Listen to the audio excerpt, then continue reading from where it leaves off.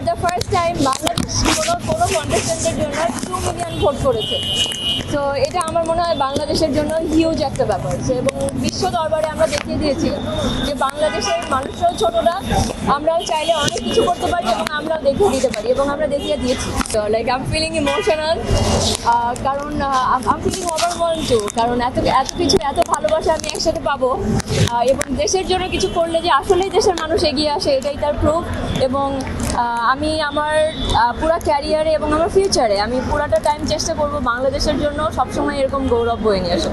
আমি আগেও বলেছি, আবারও বলছি, এটা একটা কম্পিটিশন এবং এই কম্পিটিশনে যেতে হলে 4টা জিনিসের উপর মার্কিং হয়। একটা হচ্ছে ক্লোজ ডোর ইন্টারভিউ, একটা ইভিনিং গাউন, একটা ন্যাশনাল কস্টিউম আর একটা সুইমস্যুট ওয়্যার।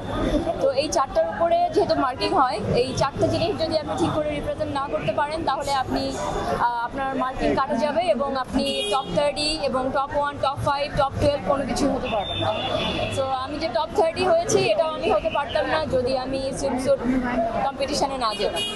সো এবং আমার কাছে মনে হয় যেহেতু এতগুলি দেশের কন্টেস্টেন্ট এখানে আসছে এবং I am not the first person যে বিকিনি পড়েছে বাংলাদেশে অনেকেই পড়েছে, আমি আগেও পড়েছি। সো এই কম্পিটিশনে গিয়ে আমি কোনো দিক থেকে কম দেখাতে চাই না এবং কোনো দিক থেকে আমি বাংলাদেশকে ছোট করতে চাইনি এবং কোনো দিক থেকে আমি ওই জায়গাটা খালি রাখতে চাইনি যেখান থেকে আমাদের সম্ভাবনা কমে যায় জেতার।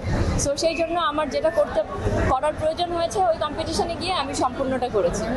আর আমার কাছে মনে হয় একজন কন্টেস্টেন্ট ওখানে যাওয়ার পরে যদি সে বলে আমি এটা করবো না তাহলে সে বাকি কন্টেস্টেন্টদের উপর ডিসক্রিমিনেশন করছে। সে ওখানেই দেখাচ্ছে যে আমি জাজমেন্টাল এবং ওরা পড়ছে আমি পড়ি না, আমি সুপিরিয়র। সো এটা আমি করতে পারি না। এটা ওরা মুখে বলবে না যে তুমি পড়তেছো না, তুমি সেটার জন্য সুপিরিয়র বা তুমি সেটার জন্য ভালো না, বাট ওরা আপনাকে জাজমেন্ট করে ফেলবে যে তুমি ব্যক্তিগত মানুষ হিসাবে কেমন।